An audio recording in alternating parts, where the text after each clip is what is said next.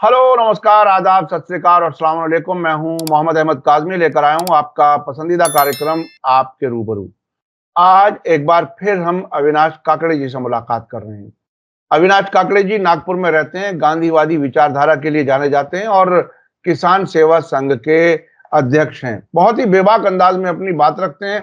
आज हम जो उनसे बात करने जा रहे हैं वो chief justice of India Chandrachud ji ने कोई एक बयान दिया है। वो बयान ऐसा लग रहा है कि सरकार को कुछ सपोर्ट करना चाहते हैं वो क्या कुछ है, उस पर हम बात करेंगे। इससे पहले भी हमें याद है एक चीफ जस्टिस और कुछ करके गए थे और उन्हें संसद सदस्य बना दिया गया था। उसके अलावा हम बात करेंगे, अभी महाराष्ट्र और झारखंड में इलेक्शन होने वाले हैं। इलेक्शन की तैयारियां क्या हैं, क्या क्या वहां पर तिगड़म हो रही है, कौन पार्टी किधर, कहां, कैसे इलेक्शन होने की उम्मीद है, क्या हरियाणा जैसा खेल वहां भी हो जाएगा, ये एक बड़ा सवाल है। क्योंकि अब तक भी लोगों की शिकायतें जो ईवीएम के बारे में थी, उसके बारे में कोई जवाब नहीं दिया गया। उसके अलावा हम चलेंगे, महाराष्ट्र में मदरसों के टीचर्स की तनख्वाहें बढ़ाई गई हैं। उधर यूपी में मदरसे बंद करने की तैयारी है। क्या कुछ है, बहराइच और संभल से भी ऐसी खबरें, और कहा यह जा रहा है कि किसानों के खिलाफ, दलितों के खिलाफ, पिछड़े वर्ग के खिलाफ, ये मैं मुसलमानों की बात नहीं कर रहा हूं, उनके खिलाफ भी ये सरकार क्या क्या कुछ कर रही है, उस पर भी बात करेंगे।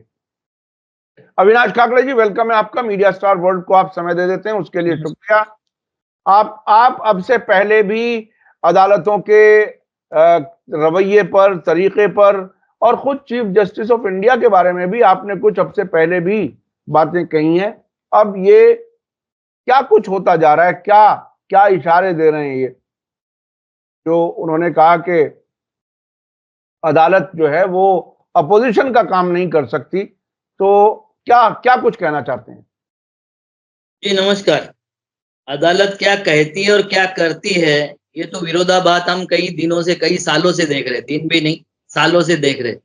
बोलते वक्त सख्त टिप्पणी करना और उसके ठीक विरोध में जजमेंट देना, ये इनका धंधा हो गया। जो जस्टिस ये बोल रहे होंगे कि भाई राम मंदिर का फैसला लिखते वक्त मैं हमारे देवी के सामने बैठा था और देवी ने जैसा कॉल दिया वैसा मैंने जजमेंट लिखा, तो फिर मेरे ख्याल से संविधान, आग की पटड़ी खोलना, तराजू के जगह पर वो तलवार की जगह पर उनके हाथ में संविधान देना, ये सब दिखावटी मामले।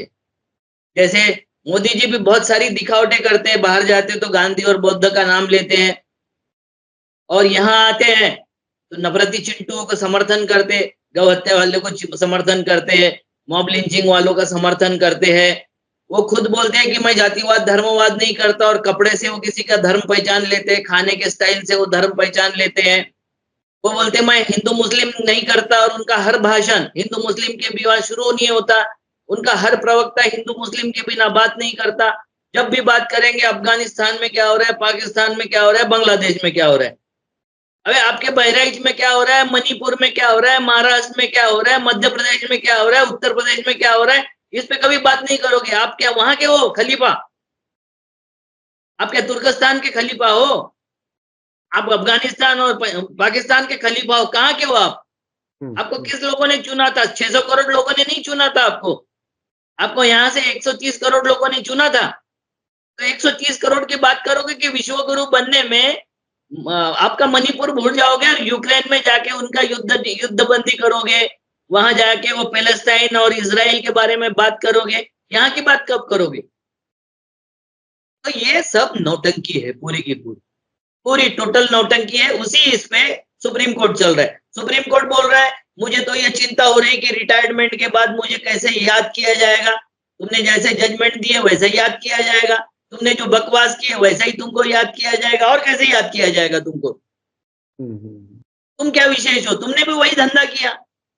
तुम बोले दूसरा, स्टेटमेंट दूसरा दिया। आप बताइए 21 तारीखें हो गई है, महाराष्ट्र की शिवसेना और एनसीपी का जो फ्लैक्शन हुआ था उसके ऊपर तारीख पे तारीख चल रही है, तारीख पे तारीख चल रही है। कैसे याद किया जाएगा तुमको?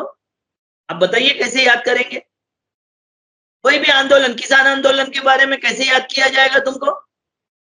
राम मंदिर के जजमेंट के बारे में कैसे याद किया जाएगा तुमको? देश की तुमने दे दिया कि कोई घर नहीं टूटेगा बिना प्रॉपर सुनवाई के और अतिक्रमण के बिना, किसी का घर ऐसे नहीं तोड़ा जाएगा, किसी अपराधी का घर नहीं तोड़ा जाएगा क्योंकि उसका बाकी परिवार अपराधी नहीं मान सकते हो आप। और अभी पता चला कि इसके जजमेंट के बाद भी घर तोड़े जा रहे हैं। मध्य प्रदेश में टूटा, राजस्थान में टूटा, उत्तर प्रदेश में टूटा, हर जगह तोड़े जा रहे हैं। तो आप तो गणेश पूजा में व्यस्त हो ना, आपकी गणेश पूजा चल रही है। महाराष्ट्र में भी जाके आपने आपकी देवी की पूजा की, तो आप पूजा पाठ करते रहो। इसीलिए हिंदुस्तान के वाइसराय ने अपनी महारानी को उस वक्त लिखा था कि यह जाति का न्यायिक चरित्र नहीं है। फिर मुझे लोग बोलेंगे कि तू जातिवादी है, मगर उसने जो लिखा था वही है ना लिखा कि ये जाति का न्यायिक चरित्र नहीं है, ये न्याय नहीं कर सकते, इसलिए जुडिशियली पदों पर इनकी नियुक्ति नहीं होना चाहिए। और आज दुर्भाग्य से 75% से ज्यादा इन लोगों ने कोलेजियम के नाम से खुद की पोस्टिंग कर लिया है। मतलब ये तीसरे जनरेशन का जज आता है, चीफ जस्टिस बन जाता है, काम क्या करता है? तो अगली पोस्टिंग कैसे मिलेगी उसके लिए सरकार की चाटुकारिता करते हैं। ये हमने बोला तो हो सकता है न्यायपालिका की हमने अवमानना की, अवमानना नहीं, हम चेहरा दिखा रहे भाई। हमारी कोई ये नहीं, हमारा संविधान पे पूरी आस्था है, सारे संविधान के तंत्रों पर हमारी आस्था है। मगर जिस तरीके से प्रधानमंत्री चल रहे हैं, उनको कानून सिखाने का काम कौन करेगा? जज करेगा। तो आप एक तरफ बोलते हो कि विरोधी पक्ष का काम हम नहीं कर सकते, अरे मत करिए विरोधी पक्ष का काम। आपको बाहर आके धरना प्रदर्शन करने के लिए नहीं बोल सकते, हम नहीं बोल रहे हम आपको, मगर आपको जो व्याख्या करने की बात है आपके अधीन में, वो व्याख्या कर रहे हो क्या आप? कौन सी व्याख्या की आपने? राजीव कुमार के ऊपर क्या किया? एक आपने बैंक का जो इलेक्ट्रॉल बॉन्ड था इस पे आपने कर दिया, उसके लिए अच्छे के लिए याद किया जाएगा आपको। आपको याद करेंगे कि इलेक्ट्रॉल बॉन्ड का जो घोटाला था वो सामने लाने का प्रयास किया, मगर मात्र सामने लाया, उसके ऊपर कोई एक्शन आपने नहीं लिया, इसके लिए भी याद किया जाएगा आपको। ये ध्यान रखने की जरूरत है। आप जैसी करनी करोगे वैसे ही याद करते हैं लोग। आपके मीठे बोलने से याद नहीं रहते। टीएन शेषन सबसे पंगा लिया टीएन शेषन ने, मगर आज भी याद किए जाते हैं। ये जाते कि नहीं याद किए जाते? बिल्कुल, उन्होंने आज भी याद किया जाता है। जी बिल्कुल, उन्होंने बड़े सुधार किए। आज भी याद किया जाता है कि अमेरिकन प्रेसिडेंट ने बोला था, अपमान किया था, इन्होंने आकर बोला 7वां बेड़ा नहीं 8वां बेड़ा भेजते, मुझे जो चाहिए वो मैं करूंगी। इसको बोलते रीड। इनके तो आपको पता है अभी एक सैटेलाइट पिक्चर आई है कि हमारे पेंगोंग लेक है वहां, और वो जो अरुणाचल वाला एरिया है वहां नई कॉलोनी बसा लिया उसने, चाइना ने। और हमारा प्रधानमंत्री, हमारे डिफेंस मिनिस्टर, हमारे होम मिनिस्टर सब मौन साधे बैठे। हमारे विदेश मंत्री ने तो पिछले दिनों कहा है कि बहुत से मामला हल हो गए चीन के साथ। और नहीं, उन्होंने ये नहीं कहा था, उन्होंने ये बात कहा था इतनी बड़ी अर्थ शक्ति है उसके साथ में हम लड़ाई करेंगे। किसके साथ लड़ाई करोगे? चाइना के साथ में नहीं करोगे, पाकिस्तान के साथ में करोगे, बांग्लादेश करोगे, श्रीलंका। तुम्हारे श्रीलंका से संबंध अच्छे नहीं, बांग्लादेश से संबंध अच्छे नहीं, आग दिखा रहा है बांग्लादेश।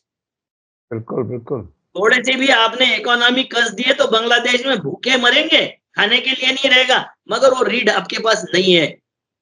मोदी जी, आपको किसने किसने बोल दिया? तंजानिया के राष्ट्राध्यक्ष ने बोल दिया, कनाडा के कोरिया के राष्ट्राध्यक्ष ने बोल दिया, बांग्लादेश के राष्ट्राध्यक्ष ने बोल दिया, श्रीलंका के राष्ट्राध्यक्ष ने बोल दिया कि आप तो दलाल हो।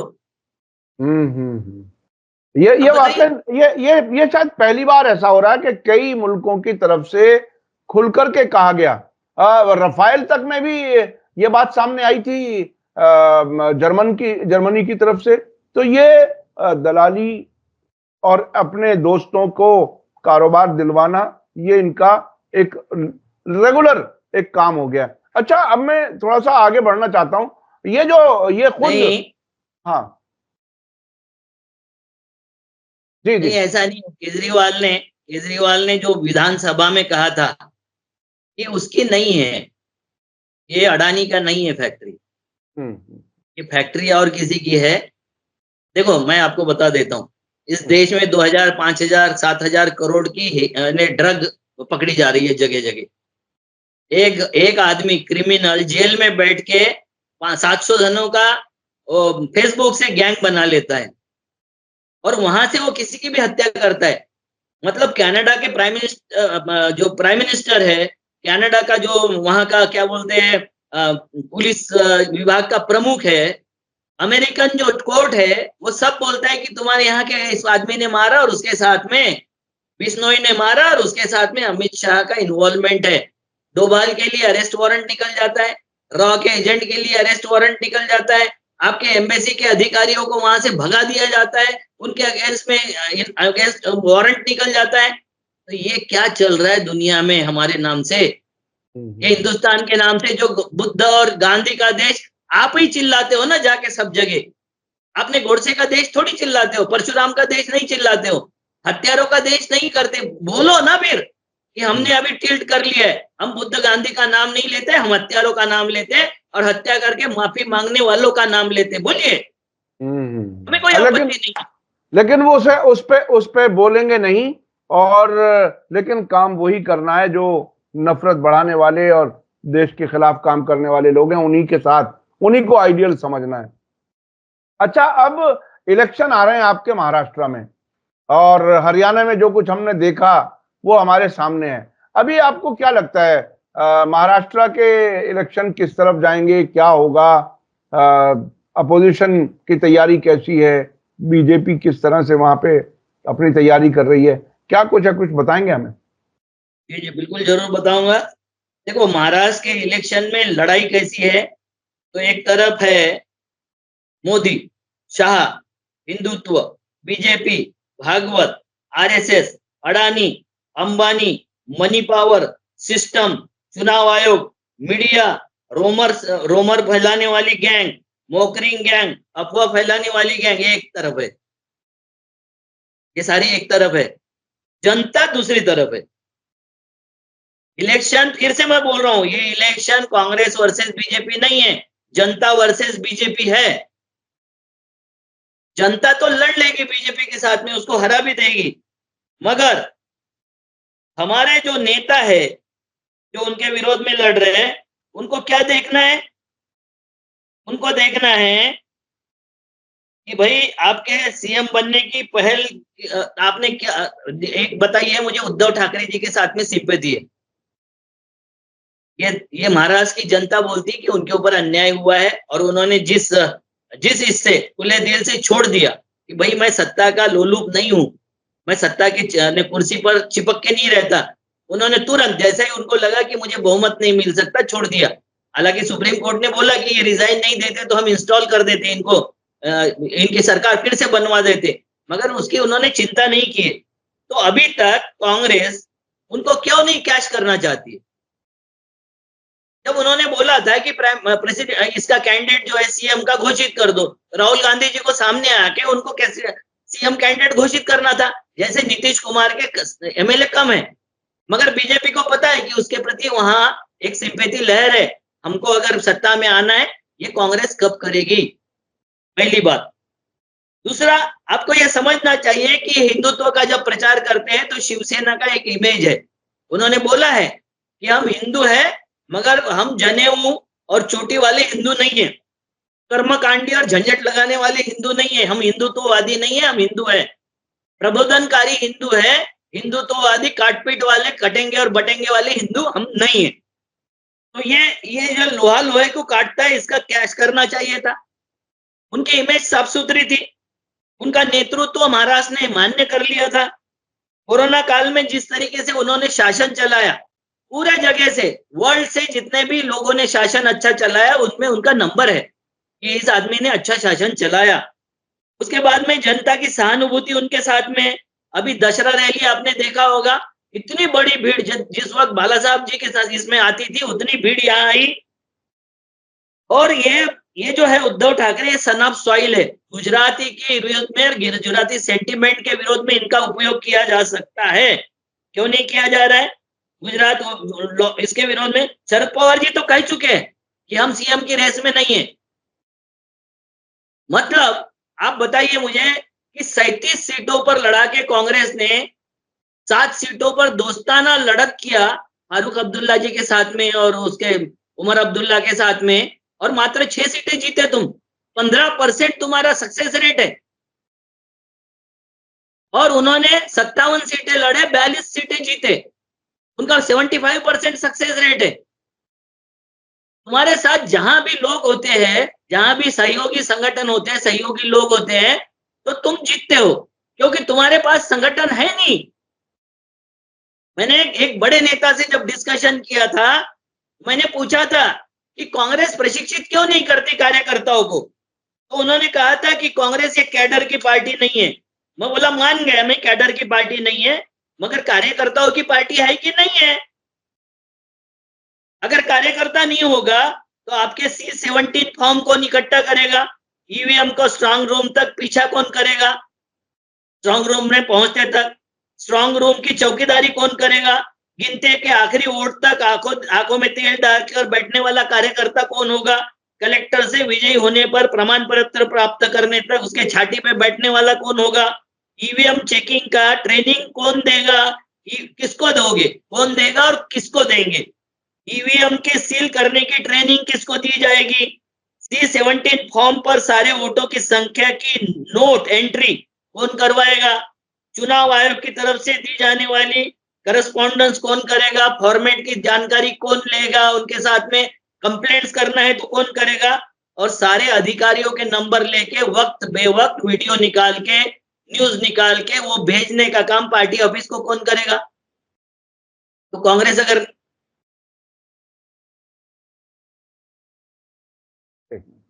यानी कांग्रेस के पास अपना कोई इंतजाम नहीं, ना कार्यकर्ता, ना ट्रेनिंग, ना कोई इंतजाम, और बस राहुल गांधी अकेले पूरी पार्टी चला रहे हैं। क्या आप ये कहना चाह रहे हैं?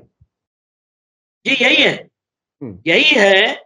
क्योंकि आप बताइए, अच्छा, ये तो प्रजातंत्र के बड़ी यानी नुकसान पहुंचाने का काम हो रहा है कांग्रेस में भी। यानी देश शिकायत आमतौर पर यही तो है ना कि बीजेपी प्रजातंत्र को खत्म कर रही है। अब उस प्रजातंत्र को बचाने के लिए अपोजिशन क्या कर रहा है, खासतौर पर कांग्रेस? अगर वो कुछ नहीं कर रही तो वो तो फिर उसी के साथ खड़ी हो गई। फिर इस हरामीपन से ये लड़ते हैं, ये शब्द बहुत अच्छा नहीं है, संवैधानिक शब्द नहीं है, मगर किस हरामीपन से लड़ते हैं कि महाराष्ट्र की जो ये है जिसने सारे फोन टैपिंग किया था, वो डीआईजी जो है उसको चेंज नहीं किया इलेक्शन कमीशन ने, राजीव कुमार ने, और झारखंड का इलेक्शन वो जो है डीआईजी वो एक झटके में चेंज कर दिया।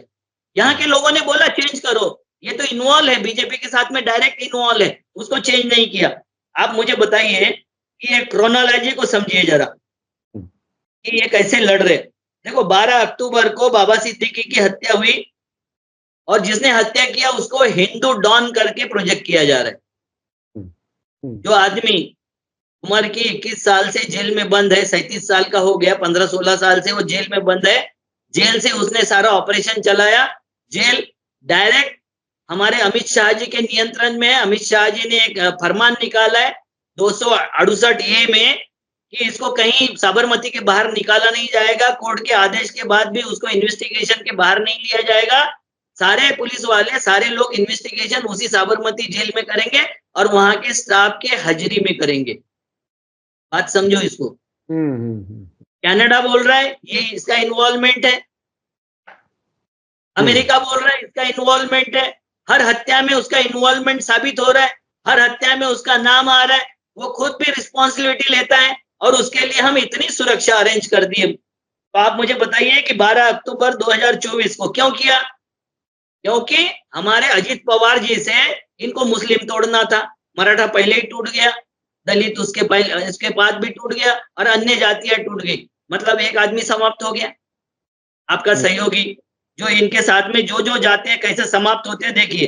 पंजाब में शिरोमणि अकाली दल समाप्त, हरियाणा में जेजेपी समाप्त, जम्मू कश्मीर में पीडीपी समाप्त, उड़ीसा में बीजू जनता दल समाप्त, आंध्र प्रदेश में वाईआरएस समाप्त। बराबर है।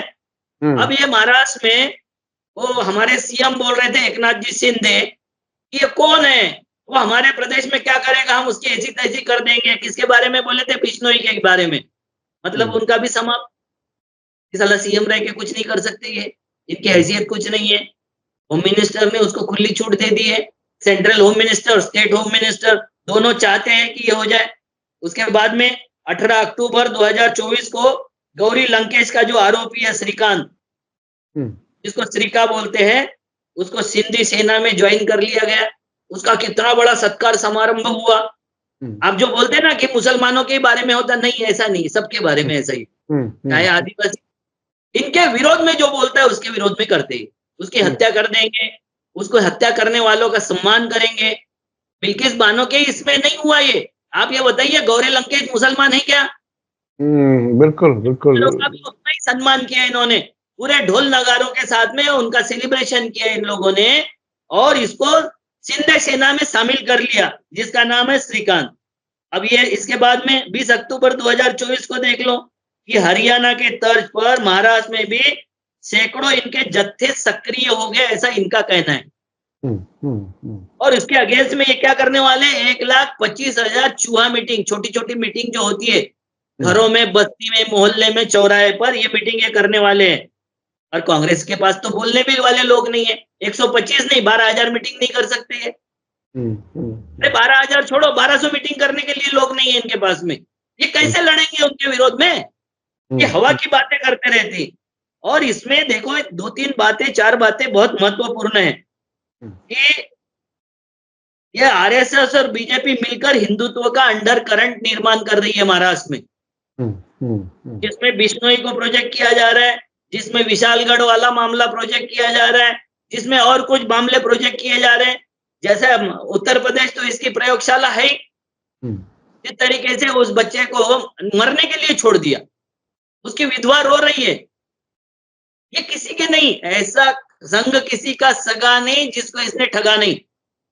अगर उत्तर प्रदेश के ब्राह्मणों को लगता होगा कि हमारी पार्टी और हमारी रक्षा करेगी, नहीं करेगी बाबा। तुम्हारा मर गया मिश्रा, गोपाल मिश्रा मर गया, कुछ नहीं हुआ। और अब वो मुसलमानों के घर गिराने के लिए दौड़ रहे। मतलब हाथ पर की मेरी, तवे पर की भी मेरी, और पेट में गए वो भी मेरी, सब कुछ मेरा है। न्याय किसी को देना नहीं है, झगड़े लगाने के सिवाय दूसरे काम करना नहीं है। हर वक्त तुम्हारे मोर्चे कैसे निकलते भाई? पुलिस वालों से बात हुई मेरी, वो क्या करे साहब बोले, वो रूट मांगते हैं जहां से मुस्लिम एरिया होगा, जहां से मस्जिदें होंगी, दरगाह होंगे, उसके सामने से। हम नहीं देते कि तुम्हारे रेगुलर रूट से ले जाओ, पॉलिटिकल प्रेशर आता है हमको कि देना होगा, तुम सुरक्षा करो।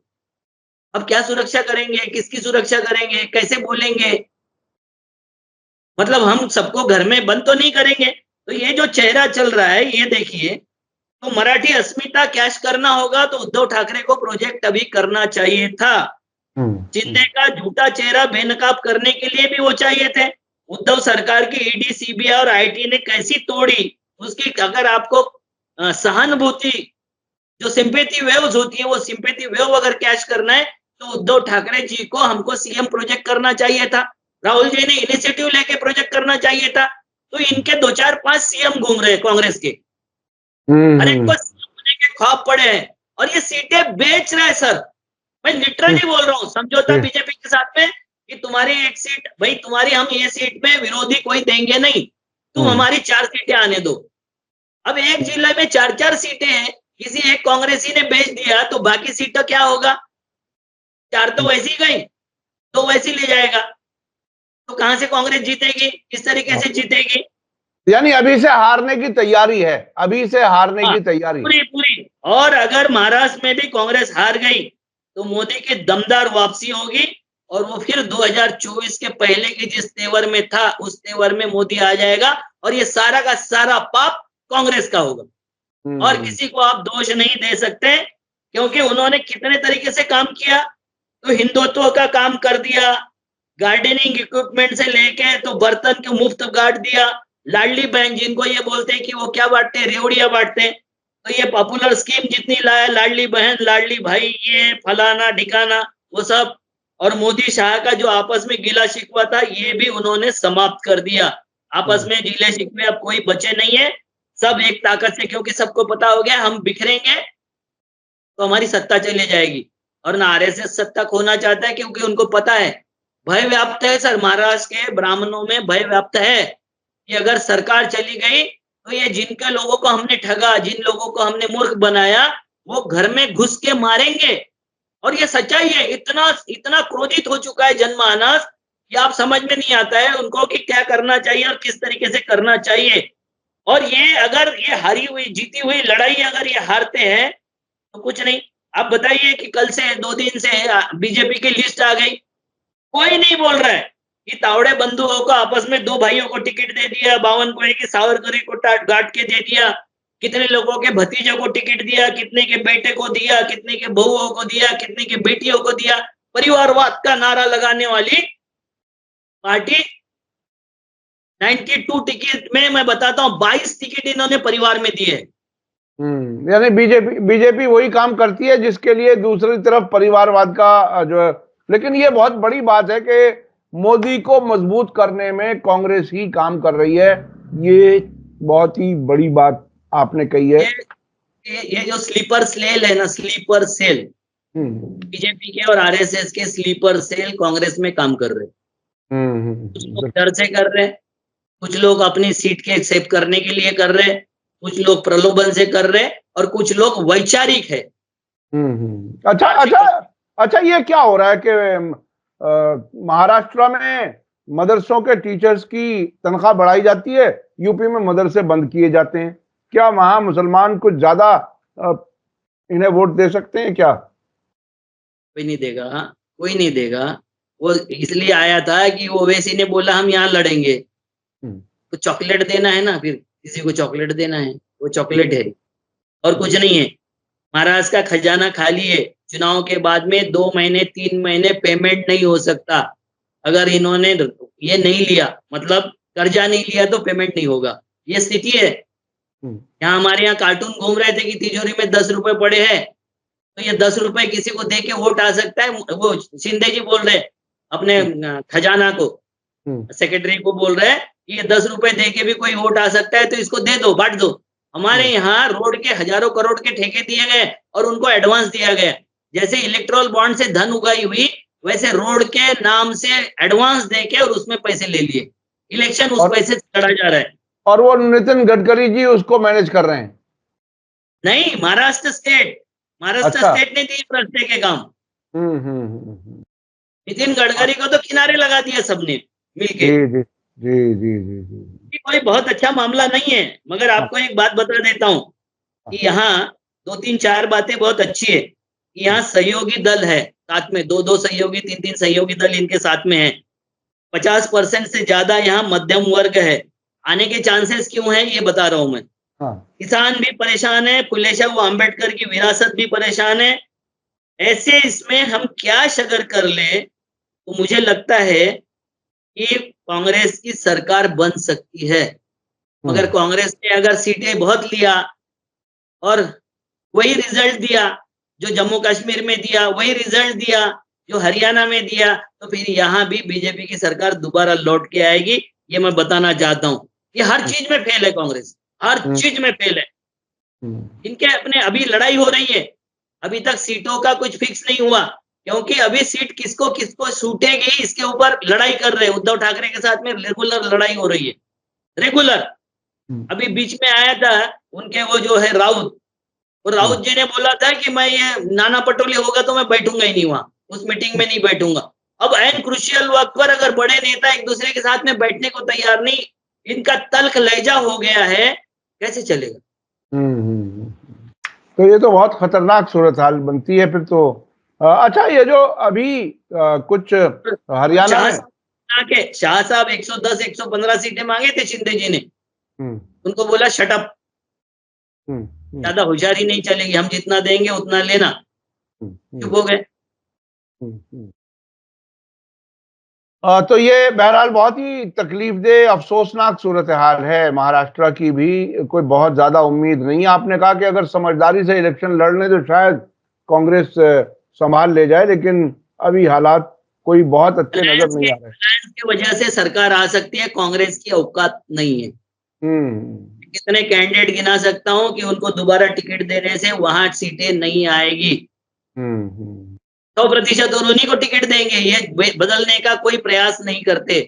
कैंडिडेट नहीं अच्छा बदलते। अच्छा, कैंडिडेट बदलने का रिवाज जो है वो बीजेपी में बहुत है। वो जानबूझ करके बदलते हैं कि साहब अब ये नाकाम हो चुका, अब नया चेहरा लाओ फिर वोट ले लो। लेकिन कांग्रेस तो में ऐसा नहीं है। हमारे यहाँ तो नाकाम हमारे हो जाते हैं, तो दूसरे पार्टी के नाकाम लाके उनको टिकट दे देते हम। हम्म। हम नए को नहीं देंगे, नए आदमी को कांग्रेस चांस नहीं देंगी। और हमारा वही वही सुप्रीम कोर्ट के जज बोल रहे हैं, ईशा फाउंडेशन को उसका चलाने का अधिकार है। और महिला 2 लड़कियां, एक बाप ने बोला कि इसने अपनी लड़की की शादी कर दिया ईशा फाउंडेशन के सदगुरु ने, और मेरी लड़की को ब्रह्मचर्य की दीक्षा दे दिया, वहां सन्यासन बना दिया। तो सुप्रीम कोर्ट उस पर क्या बोलती है पता है आपको? कि उनका अपना निर्णय लेने का उनको अधिकार है। तो मतलब हमारे यहाँ ज़ोंबी बनाने का सबको अधिकार है। सारे मठों में, सारे मंदिरों में, सारी पार्टियों में जो विचारधारा वाले हैं, ये हिंदुत्व वाली विचारधारा, ये ज़ोंबी बनाने का काम करते। इनके ज़ोंबी समझाते हैं, देखो पाकिस्तान में क्या हो रहा है, देखो बांग्लादेश में कितने मंदिर जला रहे, कितने मंदिर। अबे वहाँ इस्लामिक गणराज्य है, इस्लामिक शासन है। आपको अगर लगता है कि वहाँ सेकुलरिज्म चलना चाहिए, तो आपका तो सेकुलर देश था। वहां हिंदू राष्ट्र बनेगा और वहां आपके मंदिरों की रक्षा होगी। पागल हो गए हो? 10 लाख करोड़ की इकोनॉमी सर बाहर के फंड से आती है, और वो मध्य एशिया के जो देश है जहां हिंदू ज्यादातर संख्या में काम करते हैं, केरला छोड़ दिए तो बाकी सब प्रदेशों के हिंदू लोग काम करते हैं। 10 लाख करोड़ रुपए यहाँ भेजते हैं। ये जो नफरती चिंटू कनाडा में बैठे हुए हैं, या ऑस्ट्रेलिया में बैठे हुए हैं, या अमेरिका में बैठे हुए हैं, यूरोप में, ये पैसे यहाँ नहीं भेजते, वो वहीं इन्वेस्ट करते हैं और उसी देश में बसने की बात करते हैं। मगर जो मध्य एशिया में ये जो अरबिक कंट्री है, वहां बैठे हुए लोग, बीवी बच्चे यहाँ रहते हैं उनके, और वो पैसा हर महीने भेजते हैं। तो इसकी आमदनी हमारी 10 लाख करोड़ की है, और ये 10 लाख करोड़ की आमदनी को लात मारने का काम हम कर रहे हैं। और हम दिखा इसकी 5 ट्रिलियन इकोनॉमी करेंगे। तुम्हारे 10 साल के शासन में, दंगों में तुमने 2 से 3 ट्रिलियन गंवा दिए देश के, और तुम 5 इकोनॉमी कर रहे हो। किसको समझा रहे हो ये पागलपन? बड़ी अजीब अजीब है। मतलब देश से हमदर्दी नाम की कोई चीज नजर नहीं आती है। जब बिल्कुल हमारे पास वक्त खत्म हो गया है, हरियाणा से कुछ किसानों के खिलाफ एक बात है, नारे लगाने में कैसे है कि एक पेड़ माँ के नाम और पूरा जंगल अडानी के नाम। मैंने ट्वीट भेजा था आपको। जी जी जी जी, बिल्कुल बहुत ही अजीब। पेड़ काट रहे हैं। हाँ, और कई जगहों पर ऐसा हो रहा है, किसी एक जगह नहीं, देश भर में कई जगहों पर हो रहा है ऐसा। सर दिल्ली में मुझे पता है, हंसदेव जंगल में, झारखंड में, छत्तीसगढ़ में मुझे पता है, झारखंड में वही स्थिति बनाने का प्रयास किया था। अंडमान का तो इन्होंने पूरा मटिया मेट करने का ठेका दे दिया। पूरा देश नॉर्थ ईस्ट समाप्त। वो जम्मू कश्मीर में इन्होंने जो दिया था अडानी को जंगल, वहां तो इनके लोग नहीं काम करने को तैयार। भला हो उस आतंकवादियों का जो इनको इनके स्टेबिलिटी नहीं आने देते, नहीं तो अब तक पूरे के पूरे पहाड़ समाप्त हो चुके होते जम्मू कश्मीर के। जी जी जी जी, ये बहुत ही मतलब ये मुसलसल देश को अलग अलग तरीके से, वो तो किसानों वाला जो कानून था वो वापस हो गया था, नहीं तो अब तक तो शायद किसानों की जमीनें भी बहुत कुछ जा चुकी होती। जी जी, और ये ऐसा क्यों करते हैं मैं बता देता हूँ आपको। हाँ, क्योंकि इस देश का ब्राह्मण ये हिंदू नहीं है। 1921 तक इन्होंने खुद को हिंदू नहीं बोला। औरंगजेब को इन्होंने लिख के दिया था कि हम भी आपके जैसे बाहर से आए हुए लोग हैं, इसलिए हमारे ऊपर जिजिया नहीं लगना चाहिए। और इसका प्रमाण मैं आपको भेजा, table number 6.2, population of Bombay residency 1872 1872 का आपको पूरा का पूरा भेजा हूं। इन्होंने लिखा है बुद्धिस्ट और जैनिज एक साथ गिना है, ब्राह्मण दूसरे साइड में गिना है, लिंगायत और गिना है, भाटीज गिना है, Hindu and other caste, Hindu and schedule caste and outcast, Mohammedan, Negro African, Parsis, juice, native Christian, ये सबके फिगर दिए हुए हैं, परसेंटेज दिया हुआ है। ब्राह्मण हिंदू में शामिल 1921 तक नहीं था। 1925 में आरएसएस बनाया। उस वक्त इन्होंने स्ट्रेटेजी पैदा किया कि मंदिरों पर कब्जा करना है और इनको मूर्ख बनाना है, ओबीसी एससी एसटी को।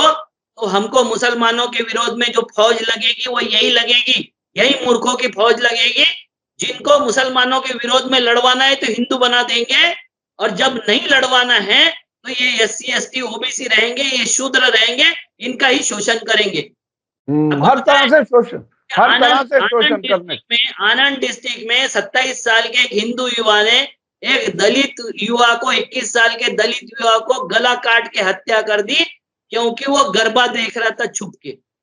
तो ये हिंदू मुसलमान की लड़ाई नहीं है, मैं बार बार बोलता हूँ, ये लड़ाई हिंदू मुसलमान की नहीं है, ये लड़ाई है उन धन्ना सेठों की जिनके हाथ में RSS सत्ता और संपत्ति दोनों देना चाहती है। और जब सत्ता संपत्ति उन 50-100 परिवारों के साथ में चली जाएगी तो बाकी के सब गुलाम होंगे। मुस्लिम गुलाम होंगे कि नहीं मुझे पता नहीं, क्योंकि मुस्लिम तो अपना काम 27 धंधे बदलता है, एवरेज है।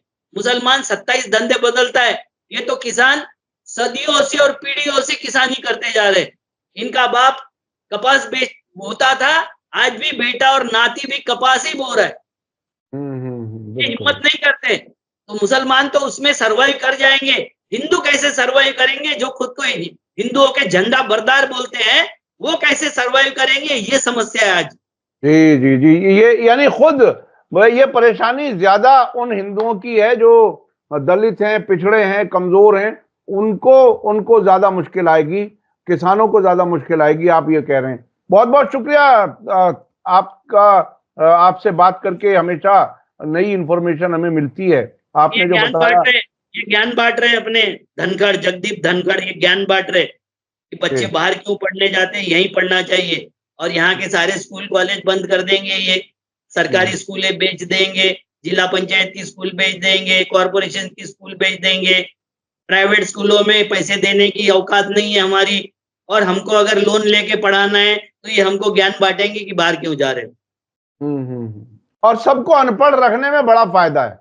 सबको अनपढ़ रख करके ये सिर्फ मजदूर रहें और इनकी अकल काम ना करें, पढ़े लिखे ना हो जाएं, कोई हमसे सवाल ना करे। ये एक बड़ी बहुत बड़ी एक तरह से इसे साजिश दिया। उन्होंने फिगर भी दिया कि 50,000 करोड़ हमने देश के बाहर भेज दिया एजुकेशन के नाम से।